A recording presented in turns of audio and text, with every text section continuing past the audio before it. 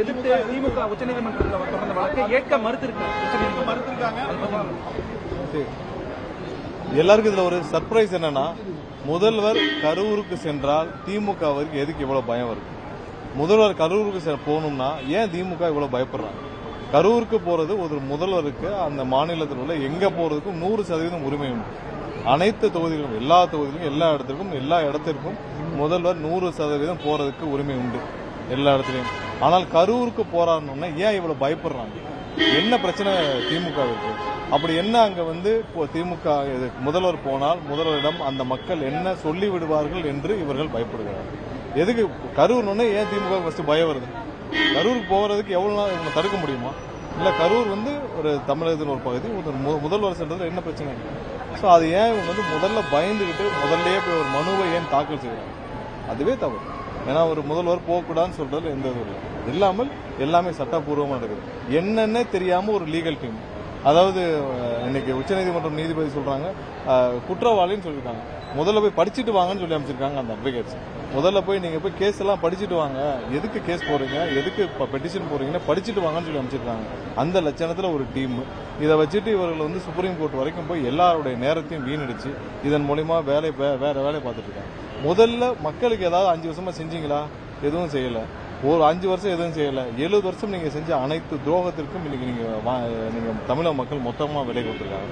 இதை விட்டுட்டு நீங்க இன்னைக்கு முதல்வரை கரூருக்கு போறது ஒரு சின்ன ஒரு செய்தி கூட வராத நிலையில் உடனடியாக போய் ஒரு மனுவை தாக்கல் செஞ்சால் என்ன பயம் திமுக? கரூர்னு சொன்ன ஏன் அவ்வளவு பயப்படுறீங்க? இன்னும் எத்தனை முறை இது மாதிரி நீங்கள் நீதிமன்றங்களில் நீங்கள் தேவையில்லாமல் நீதிமன்ற நேரத்தையும் வீணடிக்க போறீங்க? வேற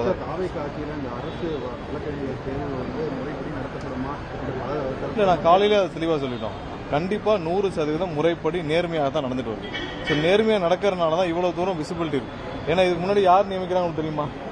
இதுக்கு முன்னாடி நியமிச்சவங்க எல்லாரும் எடுத்து பாருங்க, தகுதியின் அடிப்படையில் எவ்வளவு கொடுத்துட்டு வந்தாங்கன்னு. இப்ப கண்டிப்பா அடுத்த 6 மாசத்துக்கு டெம்பரரி நியமனம் தான். 6 மாசத்துக்கு டெம்பரரி நியமனம் தான் பண்ண போறோம். அந்த டெம்பரரி நியமனத்தின் அடிப்படையில் எல்லாருக்கும் அந்தந்த மாவட்ட ஆட்சியர் அவங்களுக்கு அப்ளிகேஷன் எல்லாம் எடுத்து வேலிடேட் பண்ணி பேக்ரவுண்ட் செக் பண்ணி அதில் எல்லாம் கால் பண்ணி அவங்க பண்ணிட்டு இருக்காங்க.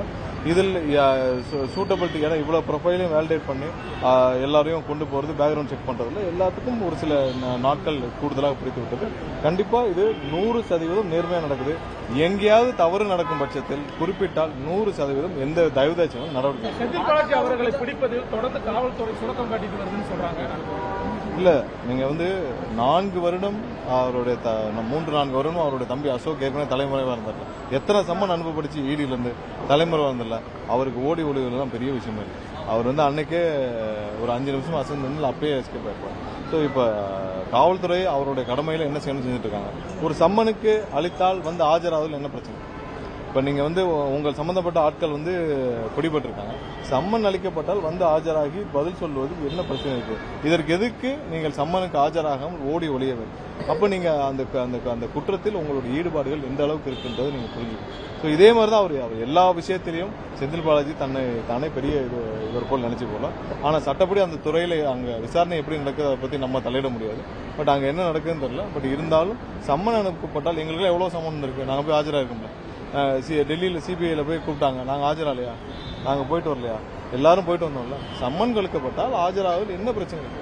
உங்க தரப்பு விளக்கத்தை சொல்லுது. அதுக்கே ஆஜராகாமல் ஓடி வேண்டும் என்ன இருக்கும்? அப்போ உங்களிடம் 100% ஒரு தவறு இருக்கின்ற பட்சத்தில் தானே நீங்க இதுல சரி சட்டப்படி என்ன செய்யணுமோ அந்தந்த துறை செய்வார்கள். அதில் நாங்கள் சொல்றது சார், இப்ப நடப்பாண்டு மின் கட்டண உயர்வு இல்லை அப்படிங்கிறத நீங்க அமல்படுத்திருக்கீங்க. எல்லா துறையினரும் வரவேற்பு தெரிவிக்கிறாங்க சார். அதே மாதிரி இப்போ மின் கட்டணம் குறைப்பு தொடர்பாக ஏற்கனவே வச்ச முன்வைப்பு முதலாவதா இந்த துறையை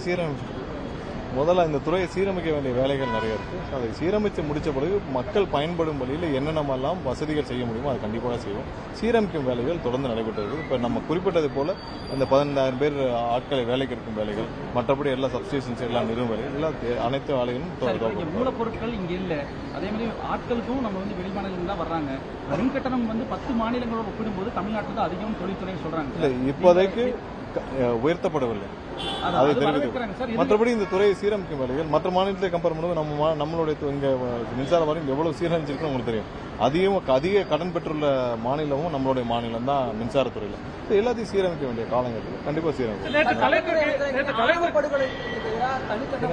நேற்று கலெக்டருக்கு 62,000 அபராதம் வச்சிருக்காங்க. இல்ல அதான் அதாவது ஒவ்வொரு மாவட்ட ஆட்சியரும் அவங்களுக்கு அப்ளிகேஷன்ஸ் எனக்கு நான் கேள்விப்பட்டவரை அனைத்தையும் பதில் ஆயிரக்கணக்கான அப்ளிகேஷன் வந்திருக்கு. ஸோ அனைத்தையும் ஸ்க்ரூட்டனைஸ் பண்ணி அவங்க ப்ராப்பரா பண்ணிட்டு இருக்காங்க. இப்போ நியமிக்கப்பட போறதும் 6 மாதம் டெம்பரரி நியமனம் தான். எங்கேயும் தவறு நடக்கவில்லை. நிறைய இடத்துல ஏதோ பழைய சிபாரிசு கடிதம் இல்லை. எந்த கடிதத்தின் அடிப்படையில் யாரும் நியமிக்கப்படவில்லை. எந்த இடத்துலயும் யாரும் எந்த கடிதம் யாரும் மாற்றி கொடுத்துப்பாங்க தவிர யாரும் எந்த சிபாரிசோ எதன் அடிப்படையில் நியமிக்கப்படவில்லை. தெளிவாக உண்மையாக நேர்மையாக நடைபெற்றது.